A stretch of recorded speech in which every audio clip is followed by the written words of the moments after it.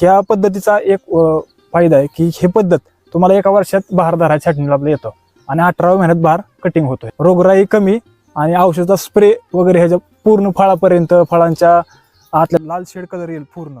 त्यावेळेस त्याला रेट हा बाजारापेक्षा 5 रुपये दर कधी सांगायचं राहिलं की जी काय ओळख जी भेटली आज महत्वाची गावाला ही फक्त डाळिंबामुळे भेटली. नमस्कार, मी चारुशीला आपल्या सर्वांचं उद्योग वाटा चॅनलवरती पुन्हा एकदा स्वागत करते. आज आपण या व्हिडिओमध्ये पाहणार आहोत तर डाळिंबे ह्या विषयीची माहिती. जे फळांचे गाव म्हणून समृद्ध असलेले धुमाळवाडी या गावामध्ये डाळिंब हे महत्त्वाचे पीक घेतले जाते आणि त्याच डाळिंब या पिकाविषयीची माहिती आपण आज युवा शेतकरी यांच्याकडून जाणून घेणार आहोत. तर हा व्हिडिओ तुम्ही शेवटपर्यंत नक्की पहा. आज आपल्यासोबत एक युवा शेतकरी जोडले गेलेले आहेत, तर आपण त्यांच्याकडून जाणून घेऊयात की कसं त्यांनी शेतीकडे पाऊल उचललं. तर सर, तुमची ओळख करून द्या अगोदर. नमस्कार, माझं नाव विवेकानंद धुमाळ, धुमाळीत राहतो मी. आत्ताच आमच्या मागच्या वर्षी फळांचं गाव म्हणून आमच्या गावाला घोषित महाराष्ट्र शासनातर्फे घोषित करण्यात आलेलं आहे. माझ्याकडे प्रामुख्याने भगवा जातीची डाळिंब आहे, गणेश जातीचं डाळिंब आहे, पेरू आणि सीताफळ ही प्रामुख्याने माझ्याकडे 3 पिके आहेत. आत्ता तुम्ही म्हणजे शेतीकडे कसं वळलात? आता सध्याच्या कंडिशनला नोकरीची तनतन पाहता आमच्या घरचा जरा पाठिंबा असल्यामुळे शेतीत पहिल्यापासून वडील आजोबा शेतीत असल्यापासून त्यांनी मार्गदर्शन केलं, चुलत्यांनी मार्गदर्शन केलं. त्या मार्गदर्शनाखाली आम्ही शेतीत उतरलो आणि इथं चांगलं उत्पन्न आहे हे समजल्यानंतर मग इथंच आम्ही स्टँड केला. तुमचं शिक्षण काय झालं? शिक्षण माझं BE मेकॅनिकल झालेलं आहे. मी बारामतीला एका हाय प्रोफाईल कंपनीमध्ये 3 वर्ष जॉब केलेला आहे. ते शेती तुम्हाला शेती करावीशी का वाटली? पुरेसा इन्कम जॉबमध्ये नसल्यामुळे आणि घरचा सपोर्ट असल्यामुळे शेतीत इन्कम जास्त भेटला. डाळिंब शेतीत इन्कम सगळ्यात जास्त भेटला, त्याच्यामुळं शेतीकडं आमची वाटचाल सुरू झाली. कोणकोणते प्रकार डाळिंबीचे प्रकार कोणते तुमच्या? डाळिंबाची आता सध्या शरद किंगची रोपं लागवड केलेली आहेत मी. भगवा जातीची व्हरायटीची रोपं आहे आणि गणेश म्हणून एक जुनी व्हरायटी, ती आता सध्याच्या आहे माझ्या. अजून कोणती फळं तुम्ही घेता? फळं आता पेरूची पण रेड डायमंड म्हणून नवीन लागण केलेली आहे आणि सीताफळ पहिलं आहे. ह्याच्यासाठी बाजारपेठ कशी उपलब्ध करतात तुम्ही? बाजारपेठ आम्हाला सगळ्यात जवळची बाजारपेठ पुणे आणि मुंबई, 2 बाजारपेठेत सगळा माल आमचा बऱ्यापैकी जातो. आता तुम्ही पूर्ण टाइम फक्त शेतीच करता का तुमचं काय दुसरं म्हणजे एक पूरक व्यवसाय म्हणून काय दुसरं? आता सध्या तरी पूर्ण टाइम सगळं शेतीचाच व्यवसाय आहे. त्यातून तुम्हाला असं म्हणजे वाटतं का की बाबा आपण जेवढा टाइम देतोय शेतीला, जेवढा खर्च होतो तेवढं उत्पन्न पण तुम्हाला मिळतंय? हा, भरपूर उत्पन्न भेटते, काय अडचण नाही. पूर्ण वेळ शेतीला तर चांगलं उत्पन्न शेतीतून मिळतंय. आता ही जी रोपं आहेत ती कोणत्या प्रकारची आहेत, म्हणजे कोणत्या डाळिंबाचा प्रकार आहे आणि त्याविषयीची म्हणजे थोडी माहिती व्यवस्थित? आता हा भगवा व्हरायटी आहे आणि पहिल्यापासूनच आम्ही बहु खोड म्हणजे एकापेक्षा जास्त खोड घेत होतो. आता हा एक नवीन प्रयोग केला आहे.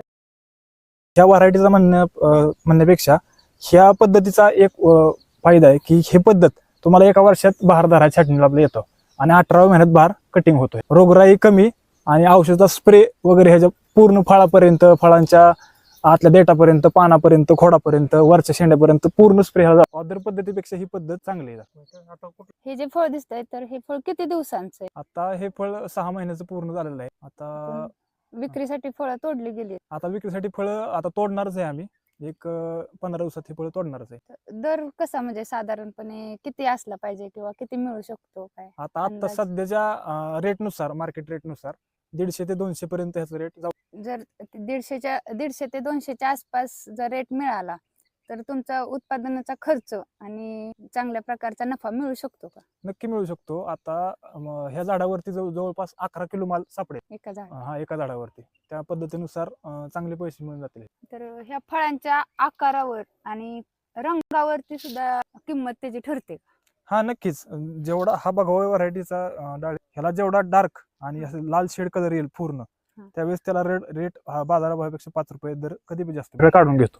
आणि ज्या राहिलेल्या काड्या आहेत त्या सगळ्या सूर्यप्रकाशामध्ये तापून ते स्टोरेज तयार होतं आणि ते काड्या माल पक्वतेसाठी किंवा माल कळी टाकण्यासाठी ते काड्या योग्य राहतात. त्या काड्या बरोबर 1-2 महिन्यात आम्ही छाटून घेतो. छाटून कळी झाली की स्प्रेइंगचं शेड्यूल आमचं 10 दिवसाला शेड्यूल असतं स्प्रेइंगचं. आता हा बहार मी जवळजवळ ऑक्टोबर मध्ये धरला होता. ऑक्टोबर मधून पासून आज जवळजवळ मे आहे. म्हणजे मे महिना चालू आहे. ह्या महिन्यात म्हणजे 10 दिवसाला स्प्रेइंग चालू होतं आणि बऱ्यापैकी हा सक्सेस भेटलेला आहे.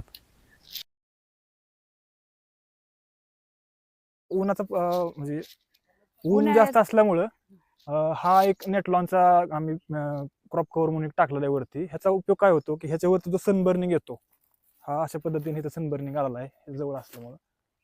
हा ह्या दिवसात शक्यतो हे नेट नसतं टाकलं तर ह्या दिवसात भरपूर सगळ्या फळांना आला असता.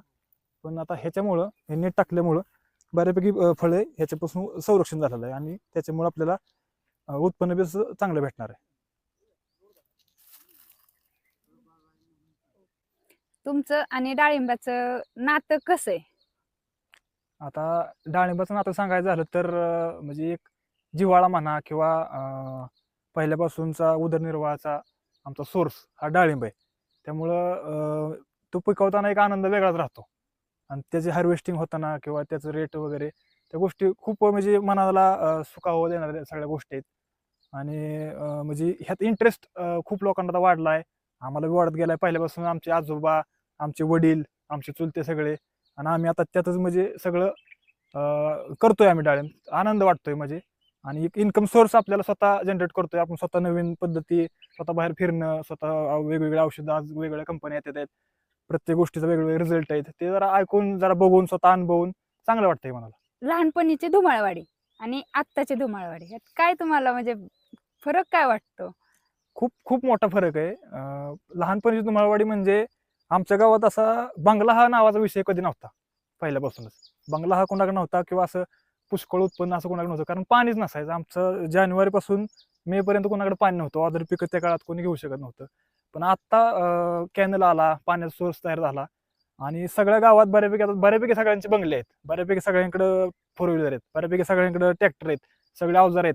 आणि ह्यासाठी मी स्पेशली महाराष्ट्र शासनाचं आभार मानतो की त्यांना वेगवेगळ्या अवजारांसाठी किंवा ट्रॅक्टरसाठी ह्यासाठी अनुदान देऊन शेतकऱ्यांना एक प्रकारची खूप मोठी मदत केलेली आहे. त्यासाठी त्यांचा आभार मानतो. आणि महत्वाचं सांगायचं झालं तर हा डाळिंबामुळं खूप सारा मोठा बदल झाला. धुमाळवाडीत बंगले वगैरे नव्हते. हे सगळे आज बंगले दिसतात आहे. प्रत्येकाच्या घरी फोर व्हीलर दिसते. हे मी तर म्हणेन निव्वळ डाळिंबामुळे झालेलं आहे.